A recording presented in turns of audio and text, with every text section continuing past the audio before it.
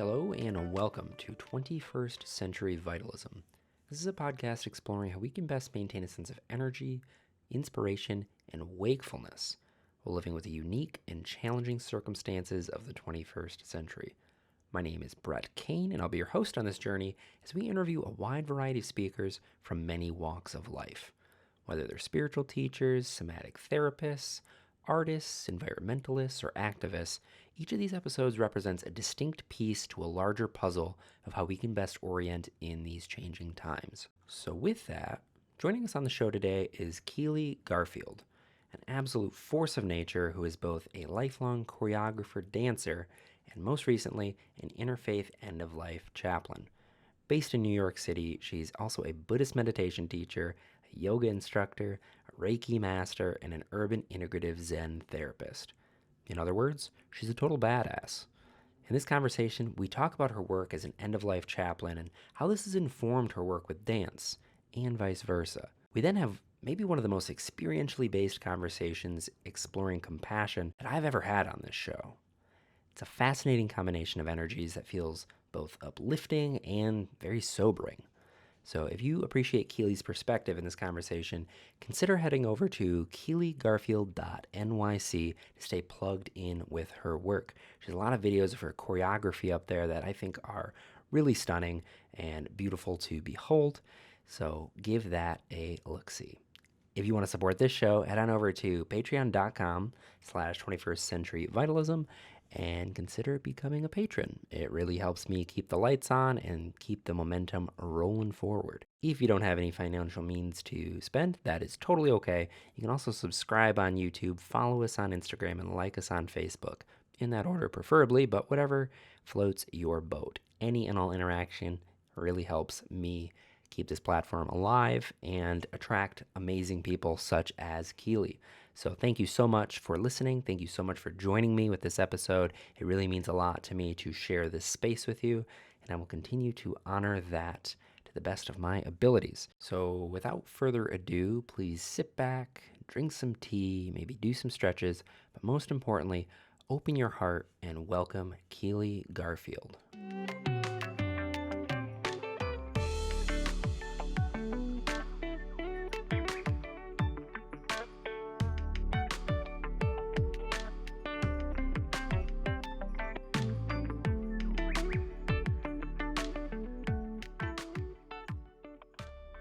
Okay, so Keely, we are now live. Just want to start by saying thank you so much for coming onto the show, giving me some of your time.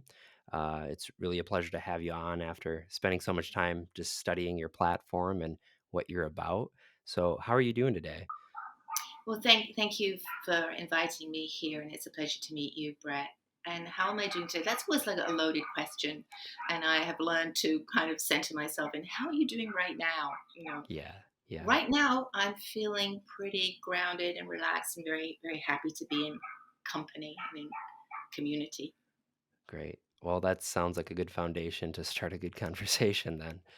So, for my listeners, and I guess for you as well, just as a preface for how I came across your work, I subscribe to the Tricycle Buddhist magazine, and I saw that they did an interview with you. I don't know when the interview was released, but I saw it just a couple months ago, and it was focused around your Invisible project, dance choreography. And, I was like, well, who's this? What's this about?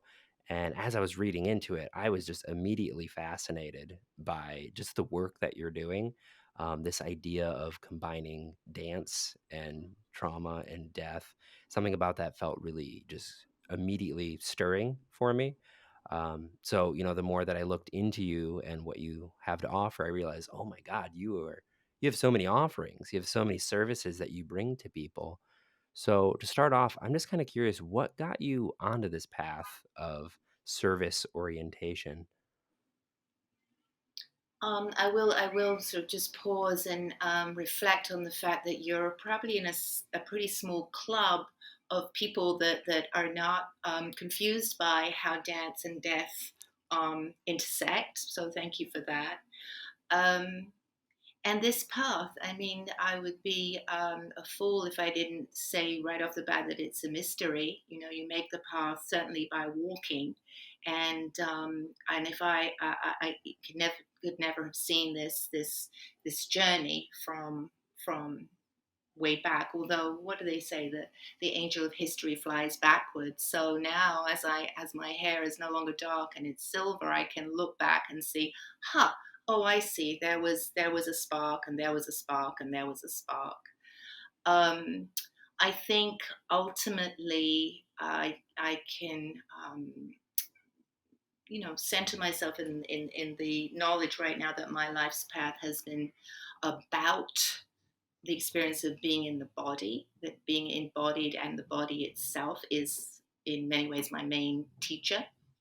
And when I look at my life through that lens, I can see that as a dancer, at one end of the spectrum, there it's characterized by music and sound and movement.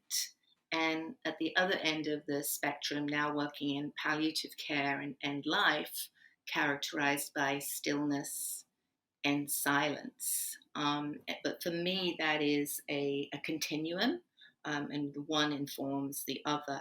I think about, the written word and the pause in between each word, or the pauses in between notes of music or in speaking, which help to kind of help us decipher uh, meaning and hear not only the cacophony but actually the melody and um, the uh, the tune or the rhythm or the dance or the pattern.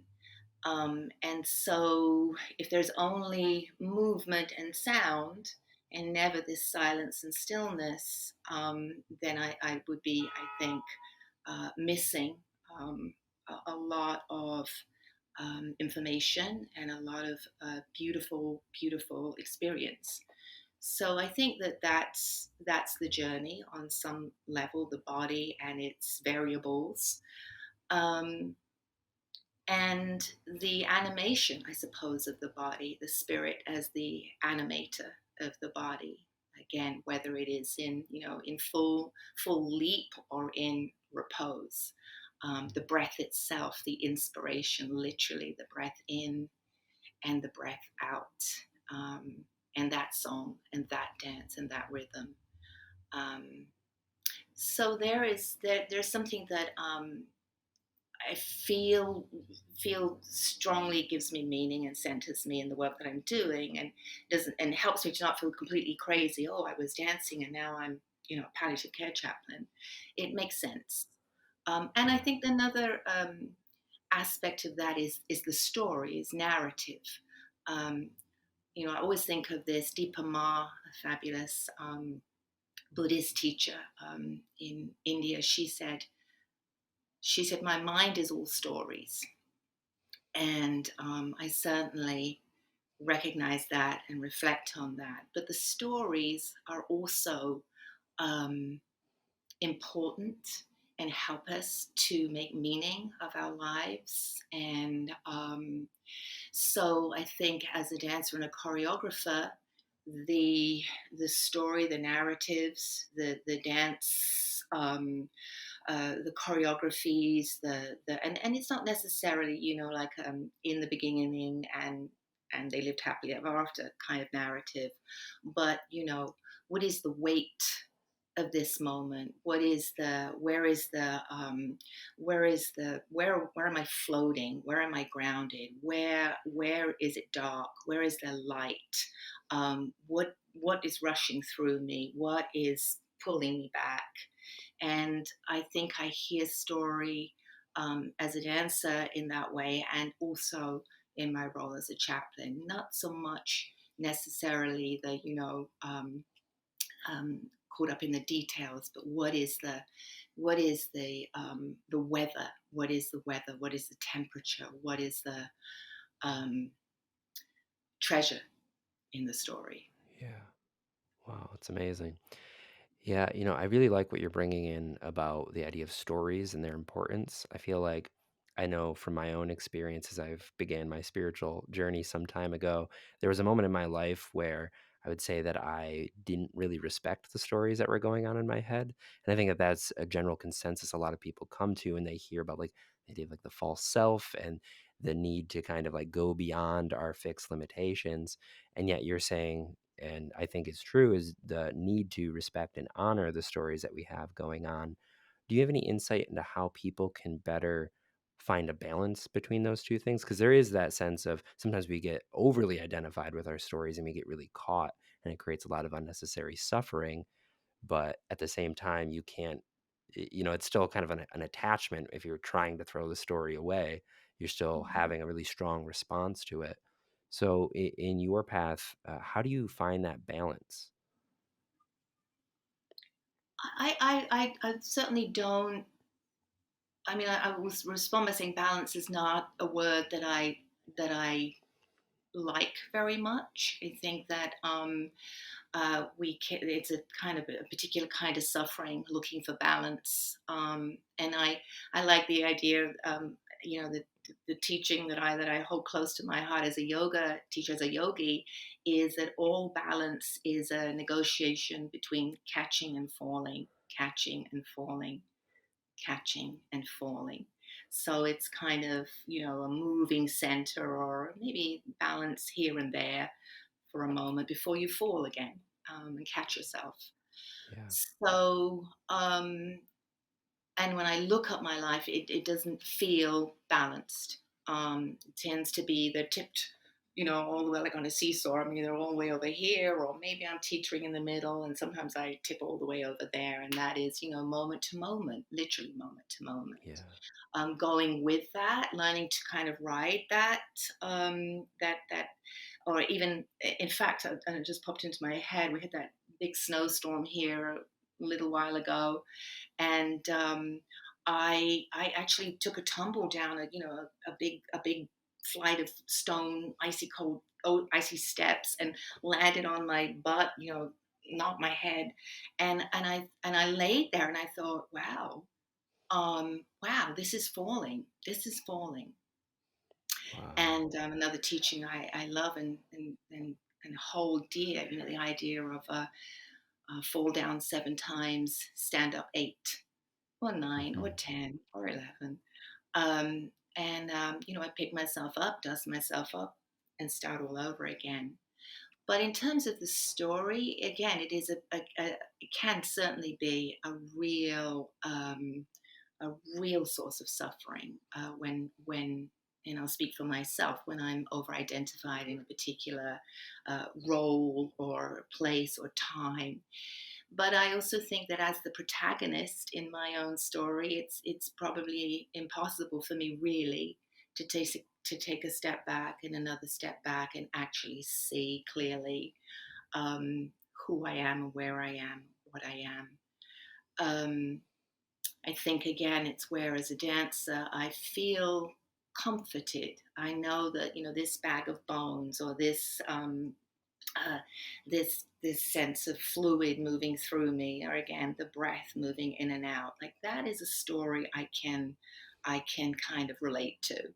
If I look in the mirror, you know I sometimes don't recognize myself from. I mean, if you think about it, I have a photo of myself. I must have been, I don't know, maybe 3 or 4, and I'm wearing a nurse's outfit. I've got a little hat on, a little apron, a little red cross, and looking at this and thinking, where did she go? Where is she? And yet she's here. When I Yeah. show up at the hospital and I'm wearing my scrubs, and I'm at the bedside, I'm like, oh, she's here. I think that Wow. we have to hold our stories lightly, otherwise they will overwhelm us. And um, I think that I have a practice sometimes where there'll be a particular teaching. I think it was Thich Nhat Hanh who said, "Are you sure? Are you sure?" And I'll write it in big bold Sharpie letters and stick it on the wall. And it's the first thing I see when I wake up. Are you sure? Yeah. I would say that's my main story. I love that. I've never heard that one from him.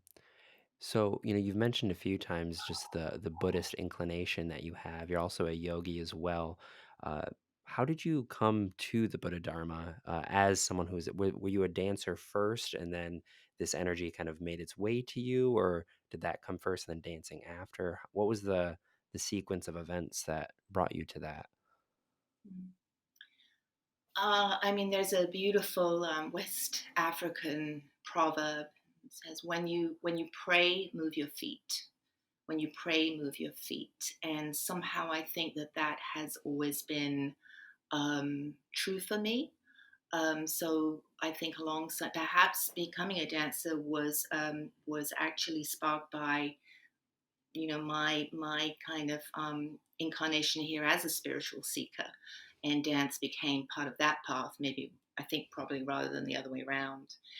Um, and in the spirit of spiritual seeking, there's been a lot of, again, stories, a lot of versions of events. I grew up in a house with a Catholic father and a Jewish mother, and there was a certain ambivalence, I think, towards the holy um, in my household, and I think that actually sparked my curiosity. Well, so who am I? Where am I? um, I my time deep dive in my yoga practice and in studying Sanskrit and in um, um, and all of that was something that I felt I recognized and was it was a way, it was very important to me, but I always found, I would be at kirtan singing and dancing and chanting and feel like I mean, I might as well have transitioned into, like a Judy Garland rendition of "Come on, forget your troubles, come on, let's get happy." And I'm like, happy? What about all the other stuff? What about the sticky, muddy, goopy, ugly, groaning pain? And I never found in my yoga practice a balm for that, or a place to sit with that. So I think it makes sense that I ultimately found my way onto the cushion as a Zen practitioner, with me, myself, and I, and the opportunity to literally sit in the mud and feel into that goopy, sticky, dark stuff, and see what that was about. And ultimately, silence, which is, a big thing for me these days. Silence as a great teacher, in the ability to hone one's ability to listen deeply with every fiber, to the ends of your hair, listening. Um, Not for the faint of heart, I think. But then, nor is this human life, not for the faint of heart. Yeah. Yeah, that's one of the things that I try and explain when I'm in conversations about spiritual practice. I feel like it's actually kind of rare for people to turn towards the heaviness and the darkness. And I try and use this platform as kind of advocacy for doing that kind of work. Mm. And for me, it's always seemed like we're gonna go through it anyway, but we make it so much worse when we don't actually explore it when we're not going through it. But a lot of people can see it as really grim. I think a lot of life is geared towards avoiding that as much as possible and really cushioning our lives to never have to come into contact with that. So, what would you say is the benefit for facing it, for being with it? And that kind of leads into the death chaplaincy work. Like a lot of people would think that that's very grim to, think about death, let alone being actively seeking it out. Do you have any insight into what that's done for you to be able to turn towards all of this part of human existence? I mean, I will not be the first or the last to, invoke the C word, the compassion word. Compassion is really, I think it's the birthplace of compassion, looking at our suffering, looking at other people's suffering, becoming intimate with that. I don't really know any other way to grow that. And, I'll take a minute here and see if I can remember, like, my favorite poem by by the Zen poet and monk, 13th century Ryokan, who says it so beautifully. When I see the suffering, when I see the misery of this world, their suffering becomes mine. My sleeves wet with tears, wide enough to gather up all the suffering beings in this floating world. Let my priest's body become a raft to help sentient beings to the other shore. I think that I recognize in that the overwhelming sense of helplessness and hopelessness that we encounter when we really meet our suffering and the suffering of the world. And the only antidote I know for that is to roll up one's sleeves and get busy helping out, whatever you can do, you know, um, row that row that raft. That has that helps me to kind of not be overwhelmed or become like a kind of a solipsism. Is that the word? You know, like a just um, to kind of get back into the body and ground and help become useful Yeah. somehow, whatever that is. Yeah. Um, I've been reading a little bit about reading more about the nature of suffering from different writers, and there is it's a physician RN, I think actually, Mark Lazenby, who talks about um, a kind of suffering that leads to groaning, just groaning. And I will say, I'm sorry, it's not the cheeriest um, interview we've probably done, but being at the bedside, especially as a palliative care chaplain, and often with people who are moving beyond words into a state of wordlessness, into a state that is pre-personhood, that is really just groaning. And I think that groaning has to do with um, not being able to recognize oneself, not being able to recognize oneself as alive, staring squarely in the face of death. And death we avoid. We are um, preconditioned to avoid it because we are programmed for self-preservation. So we don't want to look at death, and death is the end of human experience. And what is there to do but groan? And it is something, it's not like on TV. It's not like this, like I'm going to fall asleep now, but before I do, I'm going to impart wonderful words of wisdom to my family gathered at the bedside here. I mean, it happens, but not so much. Yeah. People slip away and into a place that they are beyond words, beyond meaning making, and way beyond the story. And that is Yeah. a suffering that is real, and one has to learn to, and when I say one, can't prescribe for other people, but I'm learning to see as liberating as well. There's a liberation to being able to um, let go. Yeah. So I hope you don't see this as a pivot because I genuinely don't think it is. But with everything that you just said, with the energy of compassion being this way to cope with the struggles of life, how has this affected your dance and your choreography and your art? I mean, I'm still kind of looking at that. Most of my life I have identified as a dancer and a choreographer.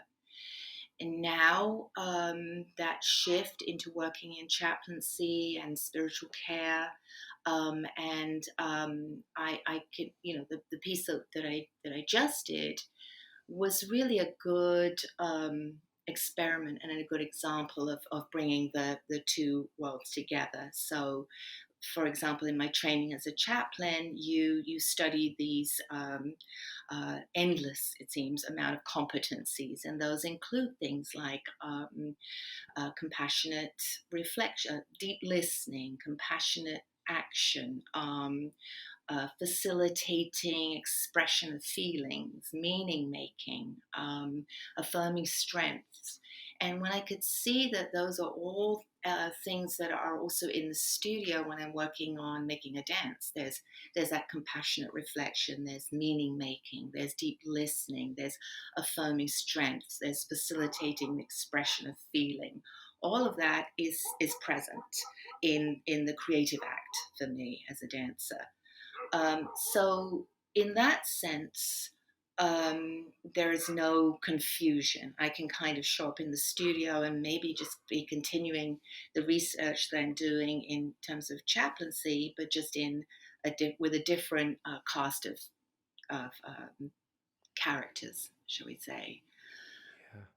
On the other hand, and I don't know if I can answer this now because I'm sort of it's almost like I'm on a bridge and I'm on the bridge and I haven't gotten off the bridge. I don't know where this will go. I do know one of the projects that I loved that I was doing before the pandemic was a class called Everybody Dance Class, and it started as a sort of lunchtime activity for hospital in a hospital for the administrators, for the non-clinical um, team members. And it would begin very simply. We would stand in a circle, and people would just be wearing their regular clothes, and we just push the conference table aside and move the chairs, and we'd warm up, and somebody would go like this, and then somebody else would go like this, and so then it would become this, and then somebody else would go like that, and then it would become this. I think I did that wrong. Yep, yep. Duh, duh. And my job as the choreographer was to keep track of the movement and the accumulation. And before long, we had a communal dance that we would be doing together. And there was such joy and liberation again in that, because a lot of people would self-identify as like, oh, I can't dance, or I'm not a mover, and suddenly, and I'm a big believer in that. Whatever your um, relationship to able-bodied, differently abled, we can all dance. It's a birthright. And then that became very, very important and joyful for me. It felt important. It felt more important than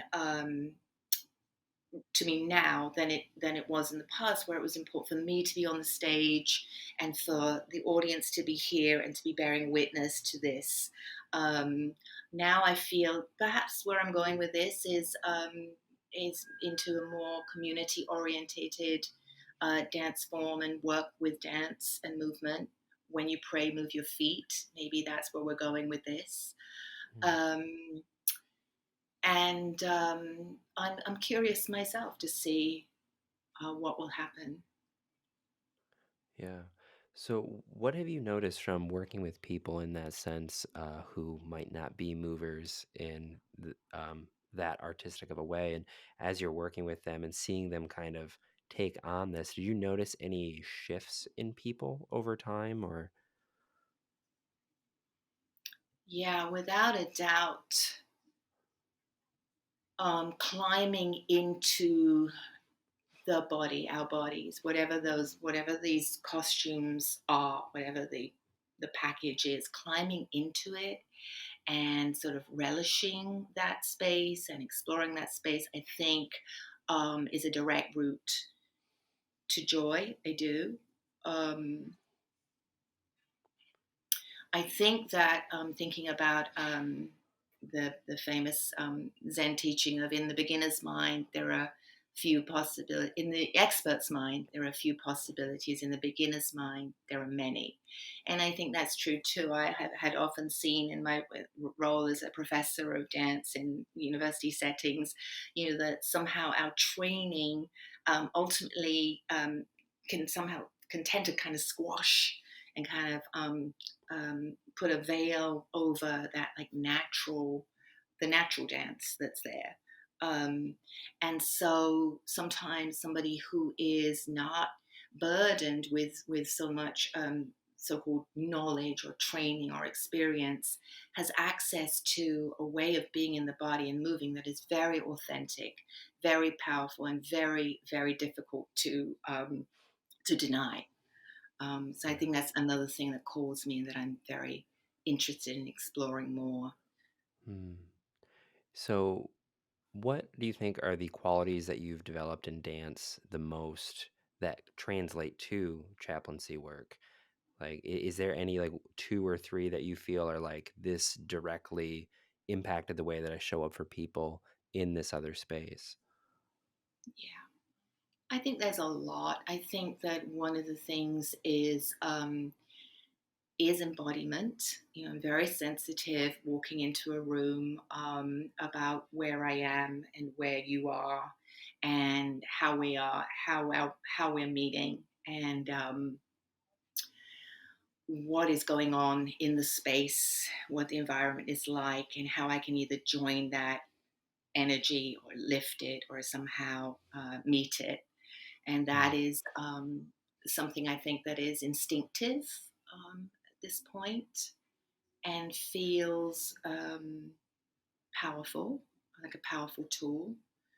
Um, I have noted sometimes in family meetings, you know, there's the kind of it can really be the outcome is can be very affected by who's in the room, where the table is, where the chairs are, you know, where the family are, where the attending physician is, and so you know, just really being mindful of um, that we are all alive, and that as people that are alive, we encounter each other in space and time, and those two elements are always at play, and you can negotiate them and play with them and move them around. It's like the Matrix, you know. Um, I think another thing is that I'm not I don't think I'm bound by a kind of linear type of thinking. As an artist, there's a sense of things overlapping, or something brightening and something receding, and that's a way of thinking. Um, so that as a chaplain, one is always trying to become empty enough or neutral enough that you can hear, and you can often hear what's going on between things, between the words, between the silences. What is the emotion behind words? Somebody can say, "I'm really angry," and and it's filled with that kind of energy. And somebody can say, "I'm really angry," and it's like a depressed, sad, not active um, kind of state. Somebody can be very often talking about hope. Um, they may have, you know, received the news or just transitioned to comfort care and know that they really are preparing for for death, but still be talking about hope. And it's important to honor that while there isn't, and it's kind of like a non-linear, I'm going to say, kind of way of thinking, right? That or a creative way of thinking. So what does hope look like now, right? If we know we're going to die, but what is it Emily Dickinson says, hope is that thing that perches on the soul. um, Hope is, without hope there is really it's really bleak. So what are we hoping for now? You know, are we hoping for a day with less pain? Are we hoping for that a visitor will come? Are we hoping that um, we will listen to our favorite piece of music? Are we hoping that we will find it within ourselves to forgive ourselves and to um, find peace, whatever it is? Yeah. Some people hope for That's ice cream, some people hope for. yeah. I'm hoping for that right now too. It's interesting, this idea of this kind of empowered hope, in that it's not really predicated on something that's really far off into the future. Yeah. There's something much more immediate about what you're saying. But I'm also really interested in the sensitivity that you've cultivated in interacting in these spaces from your dance experience, and being able to like see the way that different energies are playing out based on where people are at in the room and how they're speaking and maybe positioned. How do you, was it just through the dance that you were able to cultivate that? And how do you know what to do in response? It's kind of like, to me, I'm hearing like a reference to like upaya, like skillful means. There's like Yeah. this like hyper attention to the energies of the space and just knowing what it needs and then just doing it. How do you cultivate that muscle and learn how to be in that? I mean, I'm not sure if it's a chicken or egg situation. I don't know what comes first. I don't know if you come in with a particular sensitivity, or if I have more of a sense that we all have access to that. It's a question of, as you kind of use that language about um, developing it and cultivating it and exercising it. And that certainly can happen through lots of physical activities, walking in the woods and being, in communion with the trees, or dancing, or yoga, or your own practice as a working with people with hands-on. That just, again, I think it's developing this kind of awareness, and I'm going to say respect or something for the body, like for the body as the teacher, and engaging in that, whatever that is, whatever practice calls to you for that. But it's really a kind of synesthesia, I think. This idea that I am hearing with my eyes and I am looking with my ears, like moving the senses around so that really the whole body becomes, and the kind of surrounding aura of the body becomes an ear, becomes this giant ear that is listening and Mm, responding. And sometimes I'll notice in myself, ooh, I'm wedged between the door and the bed, or I'm the light is hitting me in such a way that I can't really see, and sometimes I can feel it myself, but I don't want to move because right now, the person, like if I move, this moment is gone. mm, So then I have to kind of, become comfortable with uncomfortable. I'm having a memory. It was it sounds like a silly story, but it was a huge teaching years back, and the subways in New York City, and in the winter, way before 6 feet apart, and all of that, and sitting there with like the the coat and the hat and the scarf, and everybody's sitting with the coat and the hat and the scarf, and I'm sitting there, and there was a young man sitting next to me, and he put his head on my shoulder and went to sleep. And my immediate reaction was like, "What are you doing? Like, are you serious right now? Like, are you kidding me?" And then I was like, I had this moment, tears. I was like, we are not separate. We are not separate. And then instead of like resisting and trying to pull my body away and like, nudge him to wake up, I kind of softened everything and just almost like try to get my shoulder under more so he could sleep. I thought about maybe missing my stop, just to let him rest. Uh, and it's like that. Sometimes discomfort, right, is the better teacher. Like, oh, I am like stuck, or I'm like my yeah. neck, or but not Mm, necessarily moving out of that discomfort right away, but actually sitting in it and going, all right, what you got for me, you yeah. know Yeah. It's something that I've thought about a lot. I've read one of your teacher's books, Roshi Joan Halifax, her Being with Dying book. Out of all of her work, I think all of her work is brilliant, but that one really reached out to me and has stuck with me. And something that I felt within that, and it kind of alludes to what you're saying, is that this kind of work of becoming more sensitive to the space and tending to people who are dying is really learning how to tend to life. And like there's this weird like catch 22 where, as I was reading that book, I'm like, this is for everybody at all times. but this one container, it just has so much to teach about just living as well. Yeah, I very much agree with that perspective that um, the end life, the other word is life. Yeah. And we are absolutely in the role of the palliative care chaplain, or any of us in where we're attending to something at end life.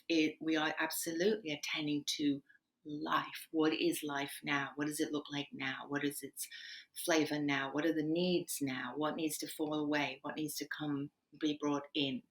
Um, and I think sometimes if a family or loved ones are open to it, when I can kind of just slightly just slightly turn things and look at that, all of a sudden there's hope again, right? And people um, are able to kind of rally and not miss what is such a sacred and important piece of the puzzle of being human, right? The Yeah. end.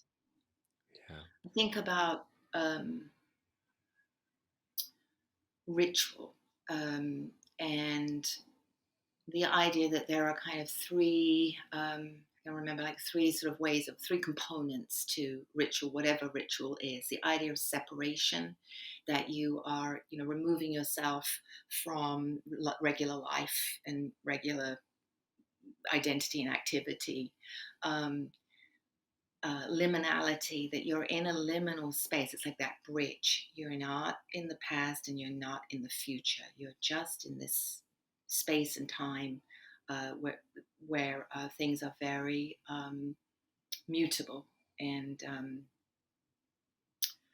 and then reintegration, um, that you return back to life, albeit altered somehow. But Hmm. that is often what is happening in a room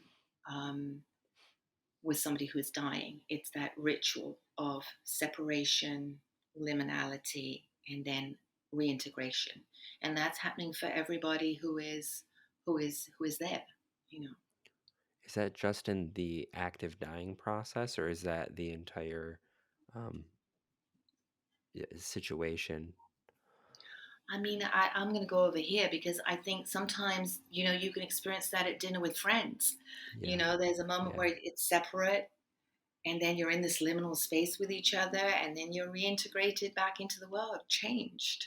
It's Yeah. like it's what we ritual is like. I mean, we build our lives around that, around all of the rituals, including brushing our teeth, which I often say. People often talk to me about, and it breaks my heart when people talk about meditation, and I can't meditate because my mind and my back and my knees, and on the one hand, maybe meditation, or well, first of all, there are lots of different ways, right, to practice meditation in many traditions, and maybe it isn't for everybody. But I think that if it's a practice that is calling to you, you kind of have to make it like brushing your teeth. You don't skip brushing your teeth, so you just don't skip whatever your practice is. You just don't skip it, Yeah. Yeah. Yeah. and that So builds. Yeah, that builds. I think that ritual is ultimately gives you way more than it asks of you. yeah. Yeah, I think a lot about, especially in these conversations, how what we're talking about superimposes over modern culture. That's where the 21st century part comes in. And I think a lot about, in terms of ritual, just the things that we are accustomed to doing, specifically my generation, a lot of people as they move through life. And I feel like we've really lost touch with our ability to create rituals because there's so many factors now that are vying for our attention, and there's all these really easily graspable things that we do, like being on our phone or like watching Netflix, and it feels like a lot of our life is getting kind of invaded upon and kind of commodified and commercialized. And yeah, I wonder, as somebody who has such a connection to it and all the kind of work that you do you also recognize something similar happening, or what do you feel about just modern society in relation to this? I'm sort of down in the kind of mud again with everybody else in this one. I mean, doesn't feel good. It doesn't feel like we are maybe um, cultivating things that are supporting and nurturing our humanity. On the other hand, again, I'm not going to be the first or last person to point out that you and I are talking like this, and you're a ways Hmm. away, and I'm over here. Yeah. Um, Even again in the pandemic, being able to, when loved ones were not able to be at the bedside of people who were dying from COVID, being able to pick up the iPad and to create, ritual again, or ways for people to actually just at least bear witness and be present, was very powerful. And sometimes even offering, um, as I did, telechaplaincy over the phone when we weren't able to go into the hospital at times. There was a kind of intimacy sometimes there, praying with somebody over the phone or listening to them, or sitting in silence together, that was even more intimate, that word again, more powerful, more immediate than sometimes being literally in the room and being able to reach out and touch someone. So I think it's not all bad, right? There's a lot Hmm. of, and people have different needs and different. When I was, there are other times in my life where a social media presence was important to me and was helpful for me in terms of, I mean, when we were dancing and performing, we really wanted to have bums and seats. We wanted, it didn't happen unless people came out to see us and share Yeah. in that. So to be able to reach out and talk about that and have people, that was very important. Now, less so. Now I find, I definitely crave solitude and silence more. Um, I think that, I wonder and worry that when my time comes, I'm probably going to regret how much time I have spent watching British murder um, detective dramas, as opposed to, reading the pile of books I have over here that I haven't gotten through yet. Yeah. But we do the best we can. Yeah. We do the best we can. Um, Yeah.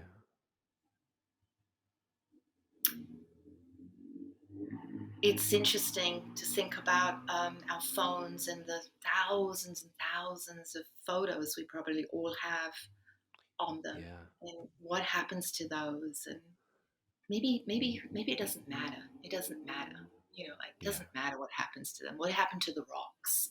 What happened to the, to the millions of years that have gone before? The idea that we need to leave our mark, maybe that's again leads to a lot of suffering. Maybe it's okay that, you swirl your hand in the sand by the ocean, and the ocean wipes it away, and that's just fine. Yeah. Yeah, I've been trying to agree with that as well, especially creating this online show. You can go back and listen to all the episodes, and I had a recent moment where I was really exploring my motivation. I really like sat down and I journaled with it and just like, well, what am I doing this for? My listenership hasn't grown like exponentially, but it is growing. But the sense that I still have so much motivation to do it. I'm not getting paid for it. And I just recognize that the way that I interface with this show is it's for the moment itself. It's the fact that we get to exchange. That in itself is so nourishing, that the mark of immortality that a lot of people are going for with their art has just never really settled in too much. Like, I don't really care. Like, once I'm gone, I hope that it still nourishes if it can. But fundamentally, 20 years after I'm gone, like, I just that is just like a really pernicious thing. People really do want to last forever and leave their mark on society. And even someone like the Beatles, give it 200 years, where are we going to think of that? Are we? So, I just think really leaning into the impermanence of the things that we're doing, but still finding a lot of meaning in them derived from the thing itself rather than Mhm. some outcome, I think is important, which I also really appreciate about choreography and dance because you have to be there. You might get a video of it, but like that motion, that movement, that connection it's just like a spark. It's a flash, it's a flame that then goes out. And there's something that just really, I think, brings people into a space together, and it is that ritual. So I think it's just fascinating that people are able to dedicate their whole lives to creating those experiences for others. And yeah, yeah, Yeah, and I think, of course, it seems very obvious, and yet I hadn't thought of it for a while. That, of course, dance, the ephemeral nature of it, the castle in the sand, and absolutely, there's videos and there's photos, and I famously am somebody that doesn't really watch the videos of my dances, partly because it's very disappointing. I have a memory of since I dance in my own work, mostly I have a memory, or even if I've made something on another company, I have a visceral memory of what that's like, and it's wonderful. And then I look at the, the facts, the film, and it's missing the sweat and the smell and the ache in the knee and the wonder when somebody crashed into me, or all of that. And so it's a choice. I don't know where I heard this, but it's been haunting me, not in a good way necessarily, but this idea that like what you're not changing, you're choosing. What you're not changing, you're choosing. And I'm yeah, like, yeah, that kind of feels. I mean, obviously, there's a definite awareness of privilege around a statement like that, right? But yes, yeah, because there are a lot of things that people would like to change and they're not choosing. Um, yeah, yeah, but just in its kind of like fridge magnet version of itself, what you're not hmm, changing, you're choosing. I'm choosing to remember my life in dance and my encounters with dancers and other artists through my body and my and the memory and the smell and all of that. And it's nice to have the record, but there's so much noise. There's so much noise. I mean, I was home, was in England in December, and I thought, oh, my sister might be interested in looking at the video of the piece that we just did, and she's like, yeah, let's look at it later, and we never got round to it, you know. So if you're, it's like nobody, it's fine. I yeah, think, I mean, it comes down to, you know, it's the simple thing again, right? What are people going to remember about you, about us? Probably is true. How well you loved, how you were loved.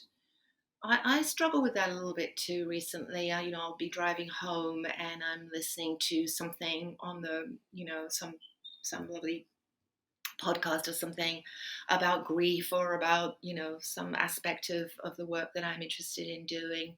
And I find myself sometimes, like I have to pull off the road. I'm screaming, I'm angry, I'm so upset because there's still this idea I still hear over and over again about, what's going to be important, right, is the relationship you have with your friends, with your family, like what I just said, how you loved, how you were loved.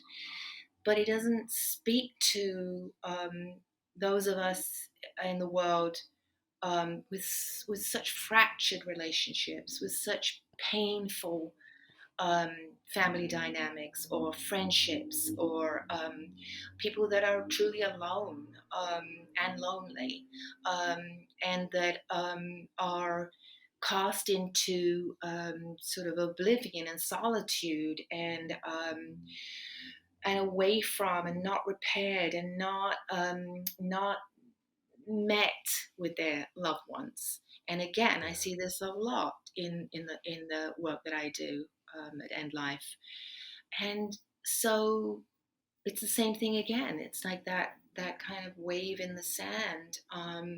Who will who will remember the love, who loved and who was loved? And um, what if that um, was not part of your experience in the world, in this human life? I can't remember the. I like this. I think my teacher Roshi Pat Enkyo Hara at the Village Sendo, who I I'm so grateful to have encountered in this lifetime. She shared a teaching recently, again, I think 13th century from Zen teacher Saigo. Um, Whatever it is, I cannot understand it. And yet, stubbornly, gratitude overwhelms me until I am reduced to tears. Wow. I don't know if I can unpack that, but it soothes me. I can't understand it. I can't understand even in my own life some of the things that I have experienced or borne witness to that have been very painful.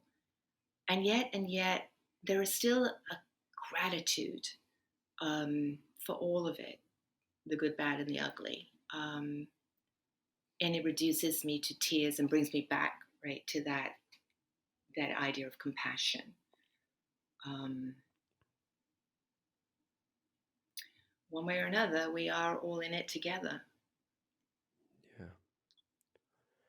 Yeah. It really seems like that is the current, I don't want to say battleground, because that it has a connotation to it, but just the big question of right now, with the future being as uncertain as it is, with the interlocking crises that we're facing, politically, environmentally, socially, it really feels like it's all coming down to the individual's heart, and if they're able to cultivate compassion.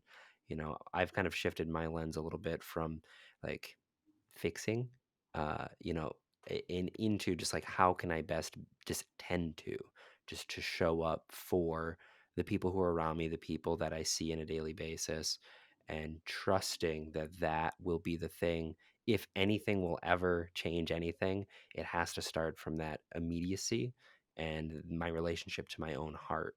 And whether or not that's remembered, I don't think it's really about having it remembered, but it's about the interactions, like the alchemy, the chemistry of two bodies coming together and changing each other.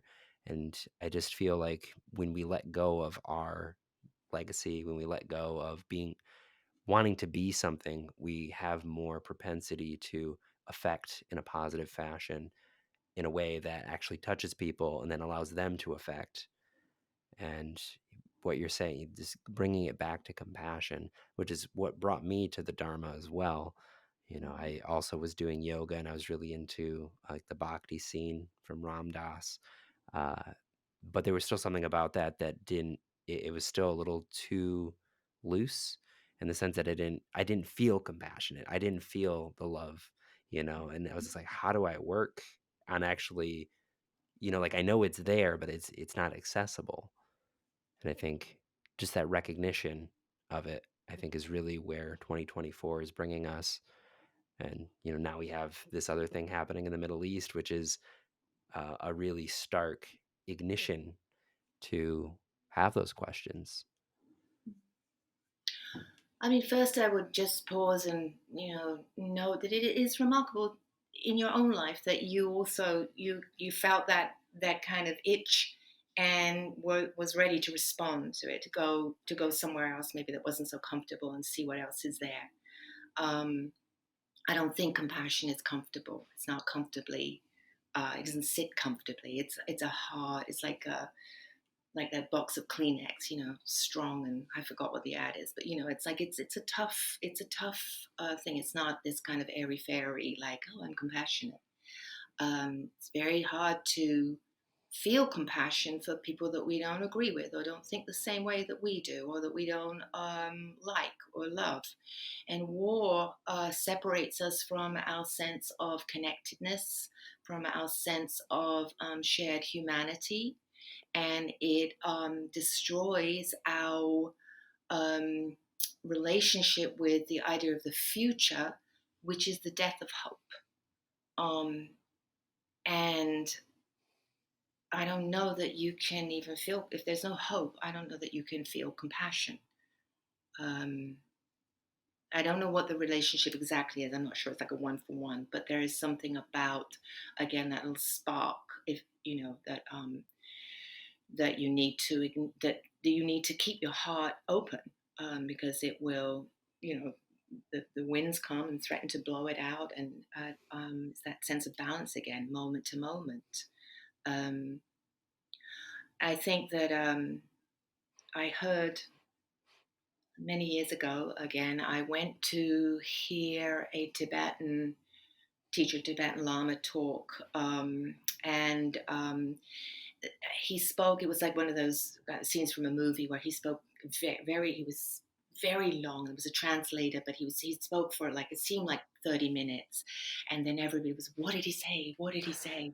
And the translator said, he said that the best practice, somebody had said, what is the best practice? And he said, the best practice is to go to bed at night, think about what you did well, what you didn't do so well, and determine to do better the next day and go to sleep. Hmm. It gets so loud and so complicated that in a way, sometimes just having like like, are you sure? What is the best practice for me right now? What can I do better? Where can I do better? And I like what you said about fixing, this idea that, I often think about the work that's been done around when we're fixing, we see the world as broken. When we're Mm-hmm. helping, we see the world as weak. And when we're serving, we see the world as whole. So it's not Yeah. about, you're not going to not fix the broken door jamb or help somebody upstairs with their, you know, bags of groceries, but it's what is your spiritual orientation? It's not about fixing and helping. It's not about being weak and broken, but about being whole. And how do we serve? How do we serve that? Um, How do I those think different that's the work. perspectives, how do those yield different results even if you're doing the same act? I think they do, and I don't want to be. I mean, you know how it feels in your own life when somebody is trying to fix something or help you. Yeah. It doesn't. It doesn't. I don't think it always feels very good. It certainly doesn't feel like you are being listened to, or that there's somebody bearing witness to what's happening. Um, so I don't think we have to go too far afield to feel into what the difference is.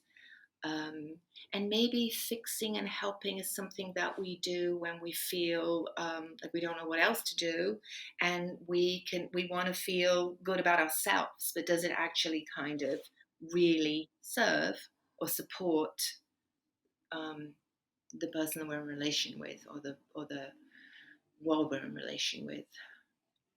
Yeah. I don't know. I feel like there's a koan, I can't remember it exactly, but something about some master had spent all summer talking, and at the end of the summer turns to the students and says, I have spent all summer talking. Have my eyebrows fallen off or not? And there's a sense, in a way, at a certain point where, like, this is what we have. We talk to each other. We try to figure things out. We try to kind of, push and pull and grow. But I end up feeling further away, somehow further away from I'm going to say the word the truth, or further away from the thing, whatever the thing is, and Yeah. coming back, even in our time together here, coming back into, like, oh, there's Brett, and here's Yeah. Keely, and how important this is. Yeah. And that is something that I think we can try, or I would like to try to replicate, in each encounter that I have, Yeah. whether it's with one person or whether it's with many. Yeah. And most challengingly, right, with oneself. Oh, here I am. Yeah. Yeah. That reminds me of that sense that we were talking about, that sensitivity of being able to just respond to things as they are, and that spontaneous action, which I think is really predicated on a quality of presence, which I think we often approach things from an intellectual perspective, and it's hard not to in certain situations. But what I've noticed through my massage therapy practice is that oftentimes what people need isn't for me to bust their knots. A lot of people think that, but I mean, even the science has already shown that that's not really what happens. And I've just noticed that just by placing my hands on somebody with the right intention, the right quality of touch, it goes so much further. Whereas if I were to go in with this, like, yeah, your trapezius is tight, so that's pulling on your rhomboids, which is affecting your this and that. Um, but yeah, it's hard. It's a very vulnerable place to be because it's not just you as the expert or you as the person in charge who knows affecting change. It's this you're seeing each other, and I think it's just a very vulnerable place to be because oftentimes I don't think we want to see ourselves, let alone have somebody else see us. And I think it's very natural to try and shore up all of our insecurities and our defenses and to hide under veils of expertise and professionalism. And oftentimes, I think often what we need the most is just presence, just sharing heart energy, whatever that means, which I think probably comes around a lot in the work that you do with end of life care. Yeah, and it also dovetails and informs my work as a Reiki practitioner, as a Reiki master. We say when the ego goes, Reiki flows.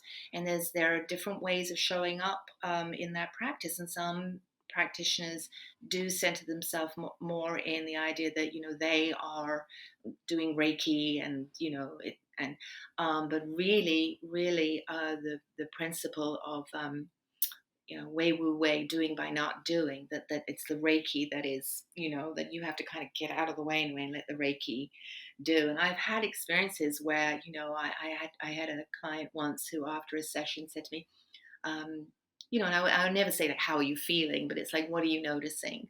um, because how are you feeling is like, who knows, and it leads you into right back into the story. But what are you noticing can sometimes lead you into like a little bit more uh, uncharted territory. um, and she said she said that was great, she was good. She said, but the other lady, she went, and I was like, wow, wow, what is that? She said, I know, but she was, clearing my energy and she did this a lot. And I was like, people want bells and whistles. They want a lot of bells and whistles. Yeah. I get it. And I said, well, I don't know what that practice was. It sounds really interesting. And I'm glad that it seemed to really work for you. Needless to say, she didn't book another session, which is fine.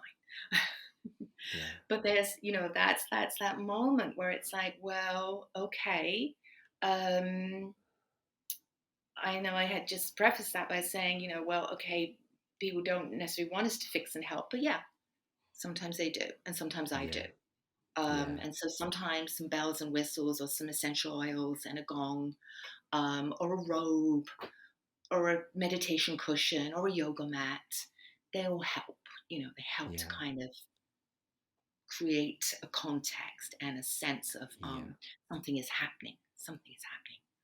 Yeah. Yeah. Yeah. And I would agree with that clinically as well. So we are getting to time. So I just want to say thank you so much. This was a really good conversation. I really enjoyed. I already didn't even look at my notes pretty much at all. So that's, I think, a mark of a good situation. For people who are also enjoying this, is there any way that they can plug into your work? Do you have any online offerings? Do you have any shows coming up? Is there any way they can continue just exploring what you have to offer?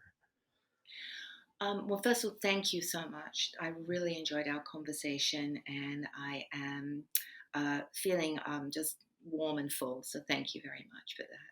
The Good. opportunity just to explore.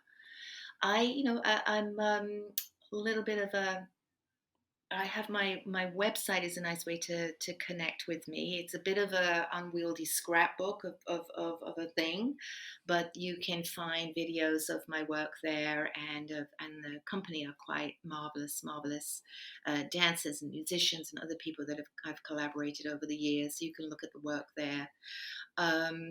We will be doing another dance performance in a while from now, probably in 2025. So you can look at the website again for updates on that. And I welcome the opportunity to be in conversation with people. So, yeah. Wonderful. And I know we did talk about videos and how we don't really watch them, but I did notice you have a lot of recordings up there too. And I I do, was yeah, watching they're them. really good. They are really good. I I was like, mean, wow, I this have is, watched, I a couple of years go by now, I'm like, "What was that thing?" And I watch it, I'm like, "Oh, wow," yeah, yeah, But, yeah, yeah, but people have worked on those too, the people that filmed them and edited them and put them together, and they are, and I think of them actually as their own, works of art, right? They're yeah, their own, entity, and they're beautiful to look at and watch yeah, too. yeah, yeah. Well, I also advocate for them. So, Keely, thank you again so much. Thank you, Brad. It was really a pleasure, and be well. Yeah, yeah, you as well. We'll talk to you soon. All right, that was the episode. Thank you so much for listening all the way through until the end. Again, I really do make this show for you, so thanks for sticking around. If you want to stay in touch with Keely, head on over to keelygarfield.nyc. There you can look at her choreography and plug into her writing and see some teaching opportunities. You can just keep updated with her life. If you want to support this show, head on over to patreon.com/21st Century Vitalism and consider becoming a patron. It helps me keep this show going, helps me keep the lights on, and I really, really appreciate it. Beyond that, you can subscribe on YouTube, like us on Facebook, or follow us on Instagram. Any and all interaction helps, as always, so thank you so much for those who have jumped on board. I see you, and I appreciate you, and we will catch you all next time. Thank you again for listening.